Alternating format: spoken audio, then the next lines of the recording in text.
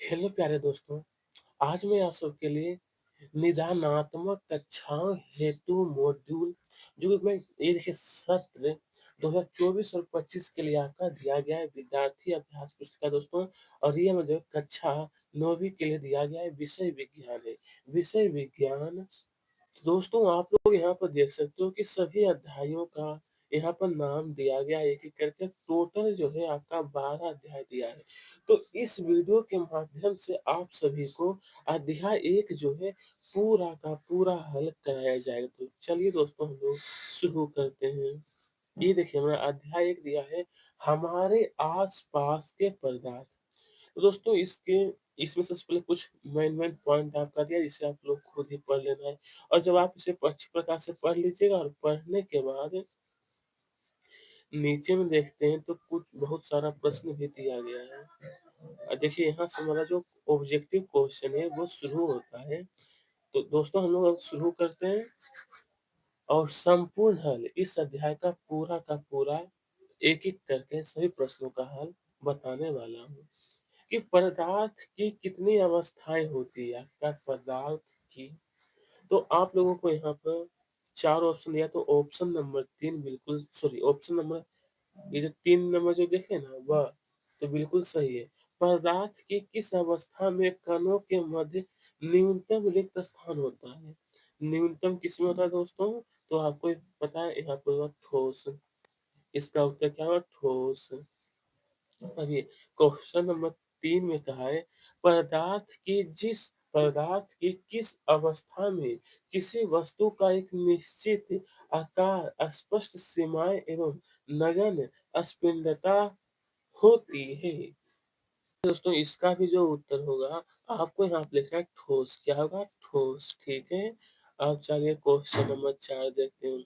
Number 4 में कहा है कि पदार्थ की वह अवस्था जिसमें द्रव का आकार नहीं परंतु आयतन निश्चित होता है तो यह द्रव कहलाता है। इसका क्या है?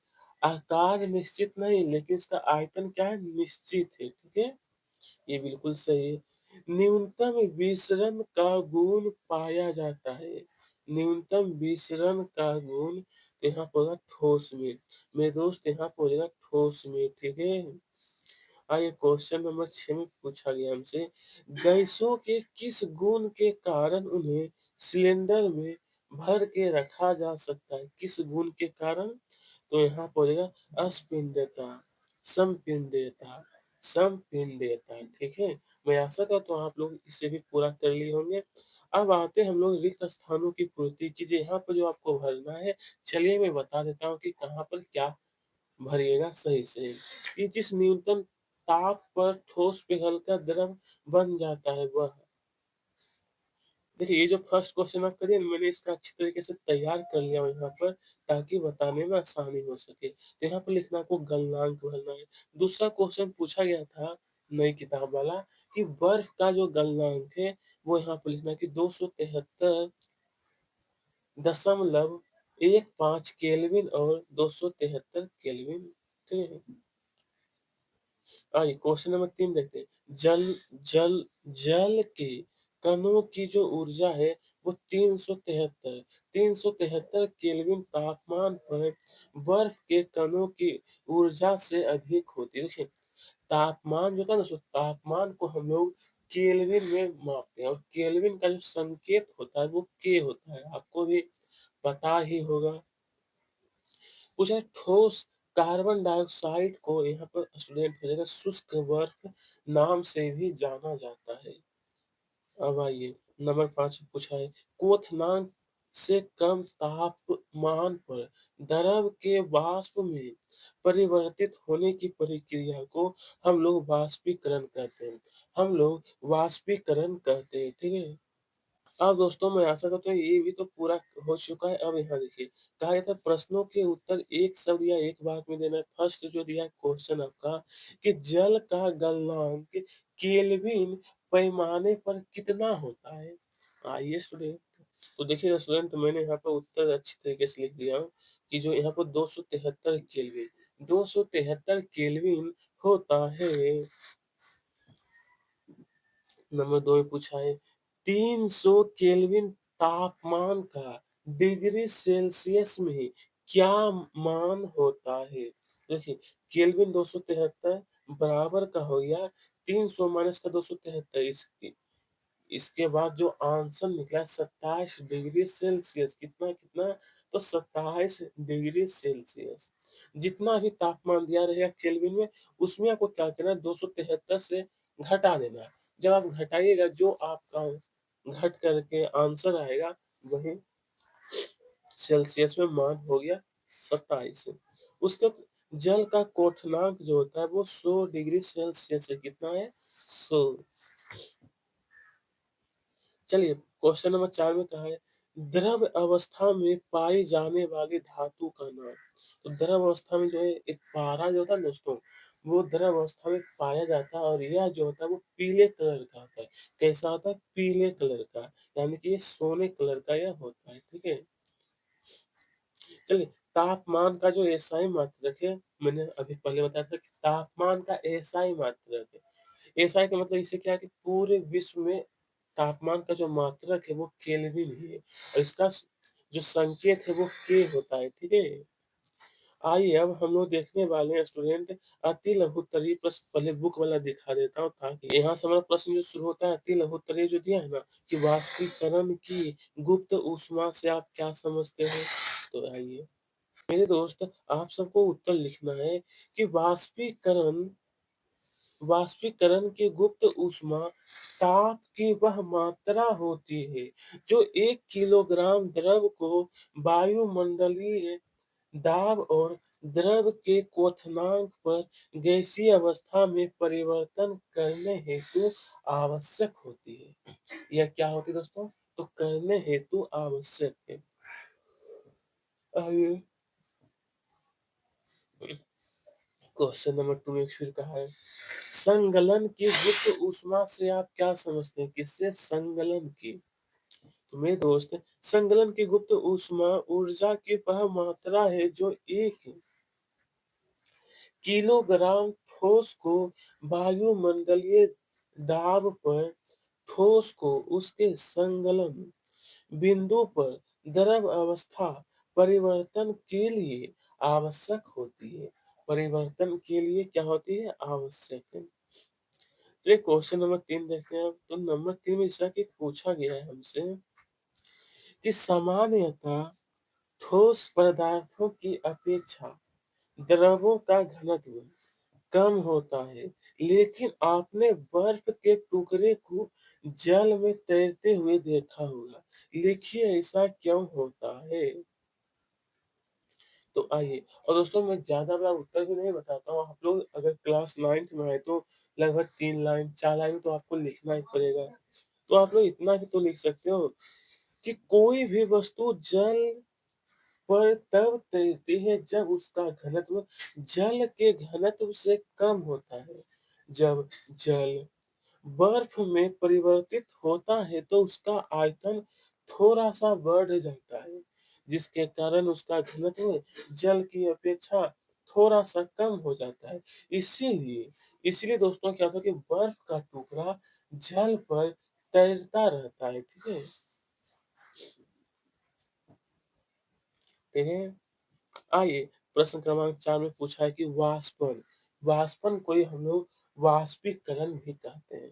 तो क्या आखिर इससे आप क्या समझते हैं कि वाष्पन क्या है।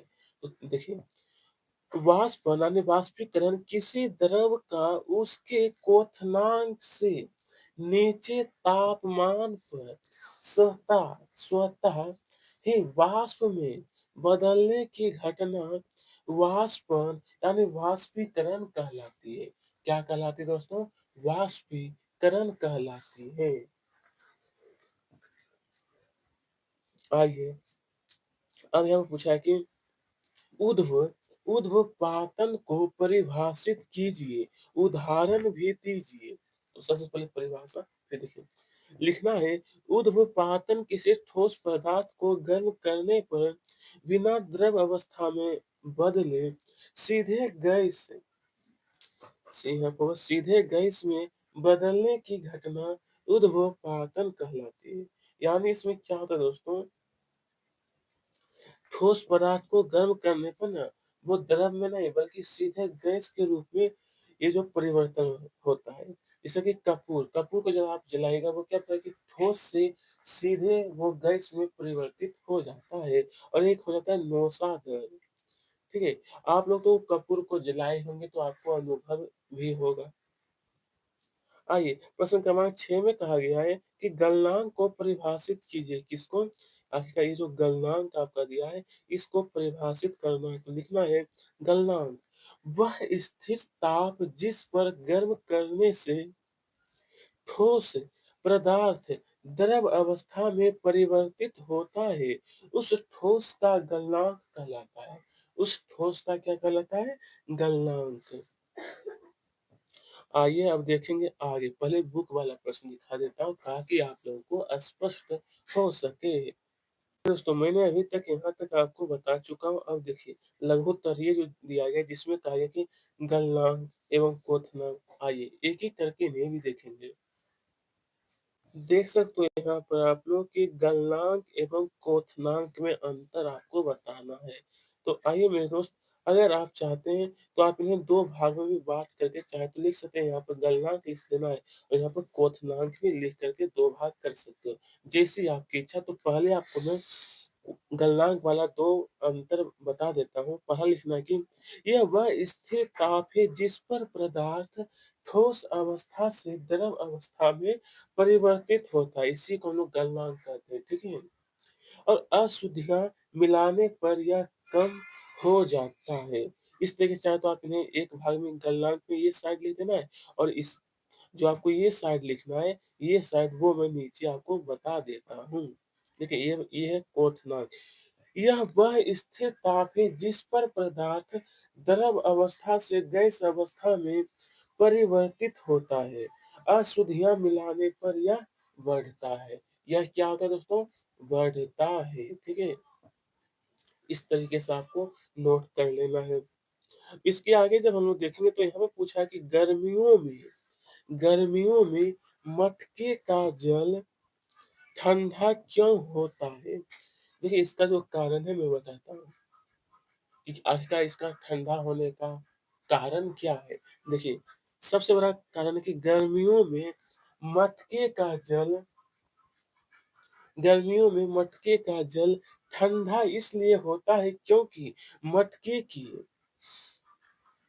क्योंकि मटके की दीवार छिद्रित होता है मतलब क्या होता है हल्का-हल्का छिद्रित होता है, जिससे मटके की दीवार से जल का वाष्पीकरण होता रहता है, परिणाम स्वरूप जल का तापमान गिर जाता है, ठीक है? अब आइए हम लोग देखेंगे क्वेश्चन नंबर 3 में पूछा है कि गर्मियों में हमें सूती कपड़े क्यों पहनने चाहिए? आप लोग भी दोस्तों देखते हैं कि गर्मियों में लोग सूती कपड़े, सफ़ेद कपड़े पहनना और हल्के कपड़े पहनना पसंद करते हैं। इसका जो कारण है, गर्मियों में अधिक पसीना आता है चूँकि सूती कपड़ों में जल का अवशोषण अधिक होता है। अतः हमारा पसीना इसमें अवशोषित होकर सरलता से वाष्पीकृत हो जाता है। इस प्रकार हमें शीतलता महसूस होती है। कैसी दोस्तों? तो इस तरीके से हमें शीतलता महसूस होती है। आइए, इसके आगे देखेंगे दोस्तों तो आपकी बुक में जो दिया है ना, अति दीर्घ उत्तरीय प्रश्न दिया है। इसका जो फर्स्ट क्वेश्चन दिया है दोस्तों आप लोग यहाँ पर भी देख सकते हो आपकी बुक में ये दिया गया है ना सभी प्रश्न कि दीर्घ उत्तरीय प्रश्न। हाँ देखिए दीर्घ उत्तरीय प्रश्न दोस्तों इसके अंतर्गत जो प्रश्न दिया है कि ठोस के सामान्य गुण लिखिए। दोस्तों आपको इस तरीके से लिखना है कि ठोस के सामान्य गुण।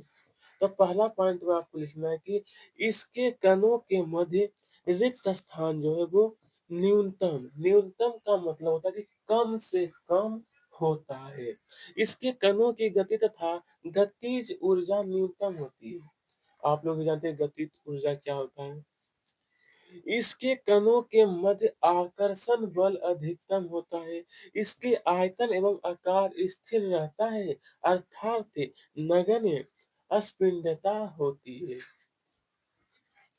चलिए इतना आप लोग नोट करिए ये ठोस का सामान्य गुण दिया गया था, ठीक है?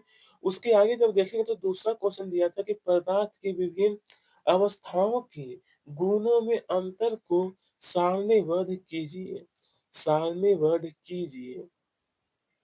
तो दोस्तों यहाँ पर आप देख सकते हो मैंने ठोस, द्रव और गैस तीनों को अच्छी प्रकार से तीनों में जो अंतर है मैंने यहाँ पर 4-4 अंतर तैयार कर दिया हूँ, आपको नोट कर लेना है।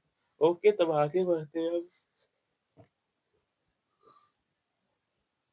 अब यहाँ पर देखिए प्रश्न 3 में फिर पूछा है कि वाष्पीकरण की दर को प्रभावित करने वाले कारक लिखिए। वाष्पीकरण की दर को, तो दोस्तों आपको लिखना है सबसे पहला पॉइंट सतह का क्षेत्रफल, यानी सतह का क्षेत्रफल बढ़ जाने पर वाष्पीकरण की दर भी बढ़ जाती है। इसीलिए कपड़े सुखाने के लिए हम उन्हें फैला देते हैं, ताकि वह क्या सतह जब फैल जाता है तो वाष्पीकरण अधिक होने के कारण कपड़ा जल्द से जल्द सूख जाता है। दूसरा दिया है वायु की गति, तो वायु की गति बढ़ने पर वाष्पीकरण की दर बढ़ जाती है। यही कारण है कि तेज हवा में कपड़े जल्दी सूख जाते हैं। ठीक है,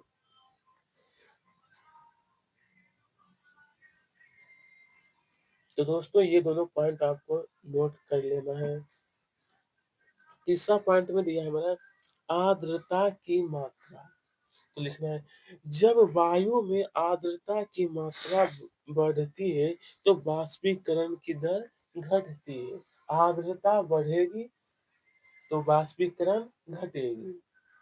तापमान, तापमान बढ़ने पर ज्यादा कणों को पर्याप्त गतिज ऊर्जा मिलती है, जिसके कारण वे तेजी से वाष्पीकृत हो जाते हैं। ठीक है, इस तरीके से आप लोग नोट कर लीजिएगा। आइए, इसके आगे जो क्वेश्चन नंबर 4 है, निम्नलिखित तापमानों को केल्विन इकाई में परिवर्तित कीजिए। हालाँकि यहाँ पर सेल्सियस में सभी दिया गया है, इसे केल्विन में बदलने के लिए आपको क्या करना है, सिर्फ और सिर्फ प्लस में 273 जोड़ देना है। तो आइए मैं बता देना चाहता हूँ, पहला जो दिया है 27 में, तो यहाँ पर कहते हैं 27 plus 273 kelvin equal to 300 kelvin हो गया। इसी तरह से यहाँ पे देखिए 646 केल्विन, 400 केल्विन, 273 केल्विन आपका हो गया। इस तरीके से आप लोग सेल्सियस को केल्विन में आसानी से परिवर्तित कर सकते हो। मात्र क्या करना होगा, 273 जोड़ देना है। ठीक है, आइए इसके आगे जो कहा गया क्वेश्चन नंबर 5 में कि बर्फीले, देखिए प्रश्न 5 में कहा है कि बर्फीले जल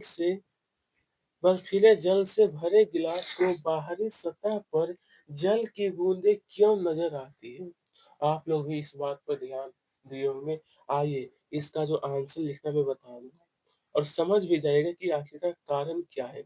जब हम किसी गिलास में ठंडा पानी रखते हैं तो शीघ्र ही गिलास की बाहरी सतह पर हमें जल की बूंदें नजर आती है, क्योंकि वायु में उपस्थित जल वाष्प की ऊर्जा ठंडे पानी के संपर्क में आकर कम हो जाती है और द्रव अवस्था में बदल जाती है, जो हमें जल की बूंदों के रूप में नजर आता है। किसके रूप में? तो जल की बूंदों के रूप में। तो मैं आशा करता हूँ दोस्तों कि इस अध्याय में आपको कहीं पर कोई परेशानी आपको है तो आप हमें कमेंट करिएगा, ठीक है। हालांकि मैंने बहुत ही अच्छी प्रकार से बताने का प्रयास किया था। आप लोगों का बहुत बहुत धन्यवाद।